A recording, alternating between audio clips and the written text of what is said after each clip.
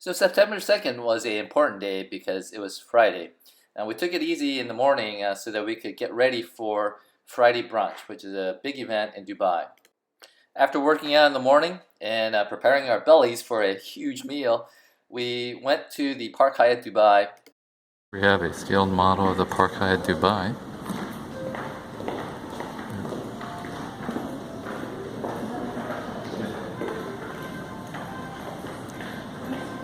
Huge complex next to the creek. Park Hyatt is situated in the northern part of the city, nearby the Dubai Creek. There's a small marina there, and so there will be some boats located there. However, the views were beautiful. The premises were just, it felt like a resort. The Park Hyatt was just a beautiful setting for an awesome French Friday brunch. For our Friday brunch, we went to Trattoria, which is a French restaurant at the Park Hyatt. It's won many, many awards, as you see here. For the full review, you can go to the link above. But basically, some of the highlights were the suckling pig, which you'll see just rotating outside. The skin was nice and crispy with very juicy and fatty porky goodness. Another super item that they had was made-to-order lobster halves, and the meat was just nice and sweet, firm, perfectly cooked. As you'll see, seafood was a real major theme there. The scallops was another must-get, just nice, firm. You get the true essence of the sea. And of course, since Trattoria is a French restaurant, you have to have the French classics with bouillabaisse, beef stew, escargot, and then of course, who could forget the made-to-order foie gras. This was truly a pure, decadent French Friday brunch. Gotta try it out at least once. After stuffing our faces and our stomachs with just delicious French food, we walked around the Park Hyatt to enjoy the premises and the artwork that was strewn throughout the Park Hyatt Hotel. Here we have a little bit of an alcove in the Park Hyatt Dubai. Got this chair here, this kid statue, little fountain in the middle.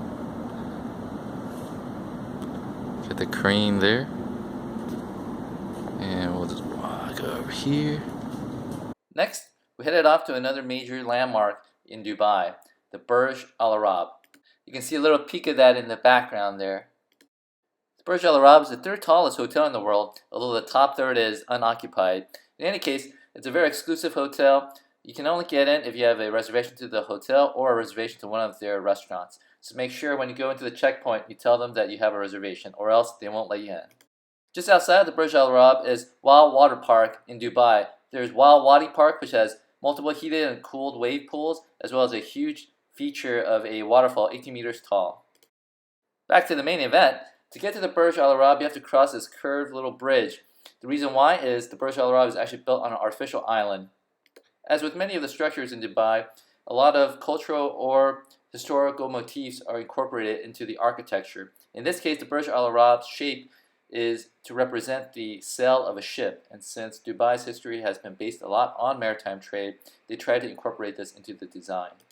Here we are coming to the grand entrance of the Burj al Arab. Here's another view from the other side of the ride over to the Burj al Arab. You can see the impressive structure and the height of it. You'll also see just the sheer lavishness and luxuriousness of the residents of Dubai. As we make the turn here, you're going to see a lot of very expensive vehicles. BMWs, Rolls Royces, pretty cool. Having secured a reservation for afternoon tea at the Burj al Arab, we were granted access to the Burj. Entering this incredible hotel, we were greeted with an atrium that was 180 meters tall, a pretty grand entrance. Alright, let's go. Going in.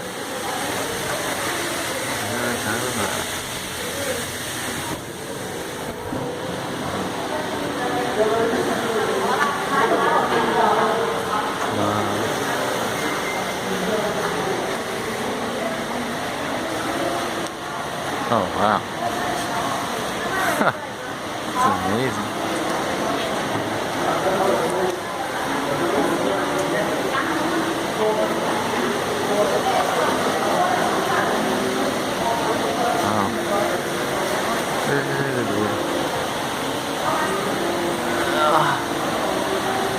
Okay, that's pretty impressive. It just keeps going up and up.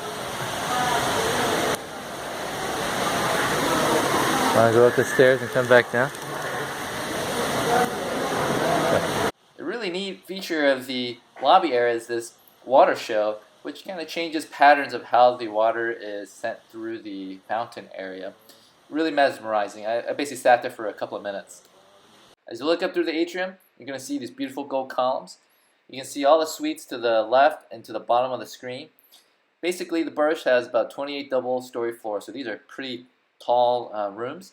There's about 200 bedroom suites. The suites range from 169 square meters to 780 square meters in size, so quite large and very luxurious and lavish. After checking in and getting clearance, we went up to the Skyview bar for afternoon tea. As we ascend up through the elevator of the Burj al Arab, you're going to see the Persian Gulf open up here. Just some fun facts about the Burj al Arab. It's built on an artificial island constructed about 280 meters offshore from Dubai. The foundation, however, they basically had to reclaim some land, and they basically drove 230 40-meter long concrete piles into the sand to help secure and stabilize the building.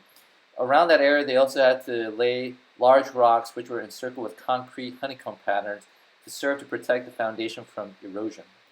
And here we are at our stop at the Skyview bar. Afternoon tea presents a great opportunity to truly enjoy and admire the incredible views that the Burj al Arab offers, including the sunset. As we enter into the Skyview Lounge, we were greeted with just this beautiful, relaxing harp music. They even played a rendition of Hotel California. It's almost as if they knew we came from California. It's pretty cool. Here's the menu to the afternoon tea at the Skyview Lounge. It kind of goes through the history of afternoon tea and the items that they'll serve. Pretty much, you just go in, relax, and enjoy. You start off with a glass of champagne, of course, and some dates. After sipping the wonderful champagne, we were presented with the first course, which is a very refreshing pt3 with some white chocolate candy on top. Next up is a nice appetizer. It's basically ratatouille with olives and feta cheese wrapped in a Mediterranean tart. The tart was warm, flaky, not too bad, pretty tasty. Here's a cross-section of the tart, pretty vegetarian friendly. After finishing our champagne, we then ordered some watermelon and mango drinks. Next up was the huge selection of finger sandwiches. The finger sandwiches were cold sandwiches, kind of like delicatessen, but a little bit higher end. They're very well cut and well presented, but again, since we had a huge buffet, we didn't eat too much of these. After that came the pastries and cakes. This was a beautiful presentation where the cakes came on the stand where it's in the shape of the Burj. The presentation includes various jams and marmalades that will go well with the scones and pastries. And then additionally, you'll see some various cakes, pretty tasty, like strawberry shortcakes and chocolate cakes, as well as muffins. While slowly enjoying the pastries and cakes, we had the opportunity to really just take in the beautiful grandeur and luxury of the views. You can see a small hotel, okay, actually it's a pretty hotel on the marina there. There's the Persian Gulf to the left. Various projects are still going on, and in the distance here you can see the Burj Khalifa. Again, some more views of northern Dubai.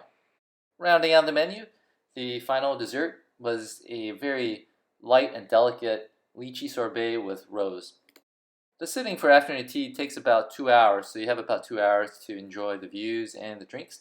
To wind up our experience, we had some tea.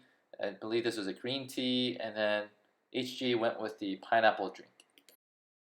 The grand total for this grand experience was 1,240 dirhams. Some key highlights of the afternoon tea. I really enjoyed the lychee sorbet with the rose. Very delicate flavors, but just a beautiful, wonderful way to finish the meal there. Second thing is, we were so stuffed from the buffet earlier in the day, I don't think we fully, truly appreciated the afternoon tea. It was still a great experience, but nonetheless, I think if you're going to go there, don't eat too much because there's so much food at the afternoon tea, you'll be pretty full by the end. As you can see in the background, by the time I finished with the afternoon tea, it was time for the sunset. It's a very romantic and just a gorgeous view of the Persian Gulf. when we were there, we noticed a lot of the patrons of the Skyview Lounge during afternoon tea were either people celebrating their anniversaries, their weddings, their engagement, birthdays. So if there's a special event or a special someone you want to really seal the deal or impress, this is a great place to go and really do that in Dubai. As for HG and I, we've never been to Dubai and wanted to find out where the cool spots were. This definitely is one of them. So this is definitely coming or going down in my book as one of the cool places to bring and impress the lady friends. So definitely check it out. Afterwards, we lingered around the Burj al Arab to just take in the hotel one last time.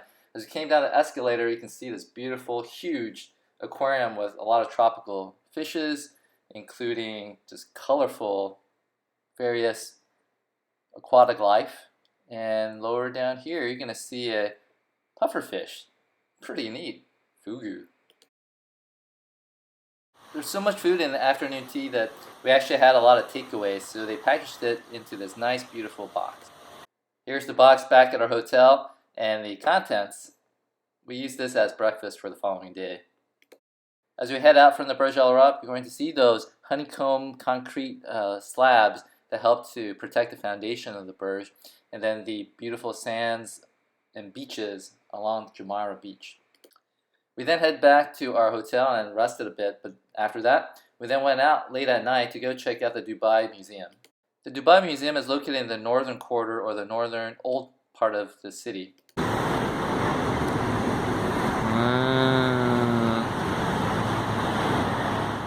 Here we are at the Dubai Museum, which is basically located at the El Fahidi Fort. It was built in 1787 as the oldest existing building in Dubai. The museum itself was opened by the ruler of Dubai in 1971 and basically helps to present the traditional way of life in the Emirate of Dubai. Here you can see some of the traditional Al Abra or various small boats that were used in Dubai in the past. Outside of the Dubai Museum, you'll see a dhow, which is one of the bigger ships outside the museum. As you enter into the museum, there's a nice turret-style entranceway into the bottom of the building where you'll see various displays of Dubai life, what it was like before the advent of oil, of the oil industry in the Middle East. And yeah, it's pretty cool. As we walk through the museum, you're going to see some of the displays of the vase work and also the architecture and doors and motifs used in the designs of buildings in old Dubai. Here are displays showing the traditional Emirati dress, and as we pass through, here's some jewelry that were preserved. Additionally, dhow building or boat building was a major industry in Dubai since their economy was based a lot on maritime trade. Here we have a cool display of one of these dhows being built. Another important part of the old economy for Dubai was pearls, and here you see some displays of various pearls and an old box. In the new Dubai, however, gold is the in thing. We thus went to the gold souk to check out a very famous street and set of markets that sells gold. Here the price of spot gold per gram is shown. The Dubai Gold Souk, or the traditional Gold Souk, is definitely a stop that you have to go if you're in Dubai. It's a older market in the traditional old commercial district in Dira. Kind of reminds me of old Las Vegas, but in any case, the display of just luxurious items and pretty impressive gold work is really evident in every store. So here's just a quick walkthrough in part of the Gold Souk. Rumor has it that over 10 tons of gold is present at any time in the Gold Souk. In any case, if you're in for some good deals and you're willing to haggle, this is a great place to pick up some nice deals on pretty impressive jewelry work. As long as you stay with the stores rather than any of the hawkers on the streets, you'll be safe. At least you'll get real items, including really cool items such as this huge gold, I don't even know, cuirass? Additionally, you'll also find some out of the ordinary items such as these bikini tops and that huge belt buckle made out of pure gold. After this, we called it a night, but Stay tuned for part 4 where we'll have some more adventures in Dubai. Hi everyone, if you enjoyed this video, please like it down below and also leave any comments if you wish. If you like these types of videos about food and travel, please subscribe to our channel. We'll really appreciate it. Thank you very much.